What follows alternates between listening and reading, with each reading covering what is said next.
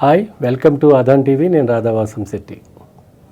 ఆకాశం దించాలా, నెలవంక తుంచాలా, సిగలో పెట్టాలా.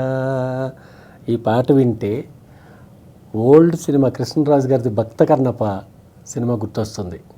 వాణిశ్రీ కృష్ణరాజు గారు అద్భుతంగా చేసిన భక్త కన్నప్ప సినిమాలో ఈ పాట.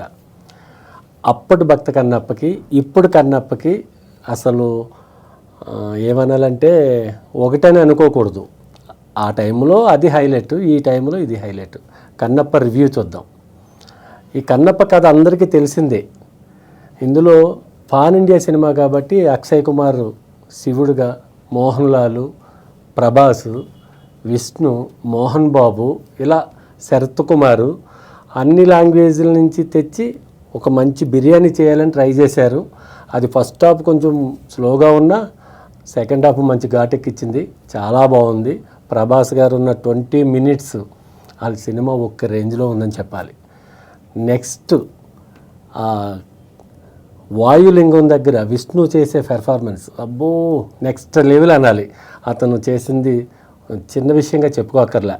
అంటే ఈ జనరేషన్కి ఈ సినిమా ఎక్కుతుందా ఎక్కదా అనేది సెకండరీ, కానీ వాళ్ళు అటెంప్ట్ చేసిన ప్రయత్నం అయితే అద్భుతం అని చెప్పాలి. మోహన్ బాబు గారు లాస్ట్లో 20 minutes వాళ్ళిద్దరూ నిలబడి చేసే ఒక కాన్వర్జేషన్ చాలా అద్భుతంగా ఉంది.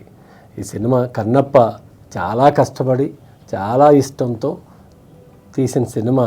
మంచు విష్ణు గారికి నెక్స్ట్ లెవెల్ అనే చెప్పాలి. చాలా ఖర్చు పెట్టి చేసిన సినిమా. అప్పట్లో ఆ భక్త కన్నప్ప శ్రీశైలంలో తీస్తే ఈ కన్నప్ప న్యూజిలాండ్లో తీశారు. దానికి దీనికి అసలు టెక్నికల్గా మ్యూజిక్ బ్యాక్గ్రౌండ్ వేరే లెవెల్ మాట. ఓవరాల్గా సినిమా అయితే సూపర్ అనే చెప్పాలి. కొంతమందికి నచ్చకపోవచ్చు, కొంతమందికి నచ్చవచ్చు. అంటే అందరూ ఒకేలాగా ఆలోచించరు.